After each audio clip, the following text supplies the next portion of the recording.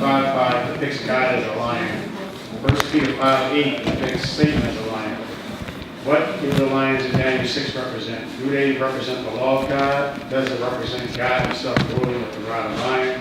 Yeah. Is it Satan and his emissaries that were ruling during the tribulation and were put down on May 21 as the accusers were put into the pit after Daniel was raised up? Yeah, that's a good question. In Daniel chapter 6, we find that Daniel's in the lion's den, and we're not told how many lions, but in verse 22, it says, "My God has sent his angel and has shut the lions' mouths. They have not hurt me." So we know it was more than one. And a little later, when the king is angry and he gets all the counselors and the presidents or the princes and the presidents, and he throws them into the same pit with their wives and children. So you got at least 122 men, who knows how many wives, who knows how many children, hundreds of people thrown into the pit. And then we read that they were devoured. In verse 24, the king commanded, and they brought those men which had accused Daniel, and they cast them into the den of lions, them, their children, and their wives, and the lions had the mastery of them, and break all their bones in pieces wherever they came at the bottom of the den. It almost makes it sound like as soon as they fell into the pit, the lions devoured them. So there must have been a good number of hungry lions. What could that typify? Is that Satan? Well, no, it's typifying the wrath of God. And we know in the day of judgment, Satan has, actually he's never had this kind of power that God is showing forth to. Satan always wanted to be like God. God sends down fire from heaven. Satan wants to send down fire from heaven because that would be an indicator he has the power to judge. But remember in Revelation that it was the equivalent. We're actually told in Revelation 13 that he is sending down fire from heaven. In Revelation 13,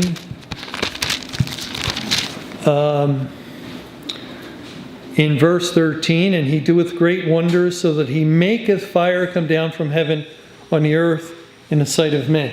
But Mr. Camping used to go into detail explaining how he couldn't literally do it. And of course, we're not seeing it. We're not seeing literal fire falling from heaven like literal fire burned up the captain and his 50, two captains in their 50 in the book of 2 Kings. We don't see that kind of wrath or judgment executed.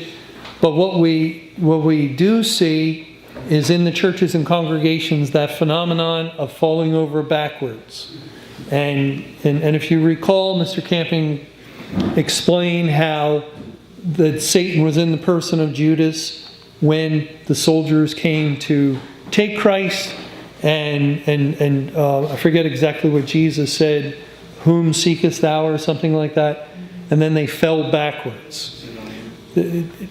Because he had to go, he had to be delivered up for sin.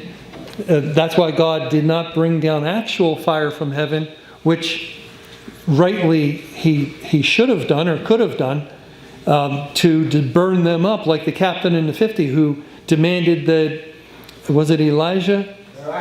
Elisha, right? Elisha, not Elijah. That Elisha come with him, and he said, "If I be a man of God, let fire come down from heaven." So that means Satan beheld, while he infilled Judas, the equivalent of calling down fire from heaven is falling over backwards. And that's the phenomenon that we do see in the churches and congregations, that, slain in the spirit, where a pastor or somebody goes like this, and someone supernaturally, it appears there's probably some deceitfulness involved, but it appears supernaturally some people are falling over backwards, or did during the Great Tribulation period, and that was the equivalent. But as far as actually bringing down fire, he couldn't do it. He can't actually destroy in the way God can destroy. And God is a lion. Satan goes about as a roaring lion. He wants to be like God. And yet in the day of judgment, it is not Satan who is bringing the judgment on the world. It's God bringing the judgment on the world. We're not appearing before the judgment seat of Satan. It's the judgment seat of Christ. And so the lions, they would picture the wrath of God that had nothing on Daniel. He endured the night. He survived the wrath of God because he says, "Innocence he was found in me." He was a saint. He was a holy one who was cleansed from all his sins. There was no sin discovered. And, God is a just God. One event unto all, to the righteous and to the wicked. So he puts both, although in Daniel, the sequence is Daniel first and then all the unsaved, but he just couldn't have worked out the historical story by putting them all in at the same time. It had to be that Daniel went first, and then the king had to turn to those that manipulated him into having Daniel cast into the lion's den. But it points to the wrath of God. Yes.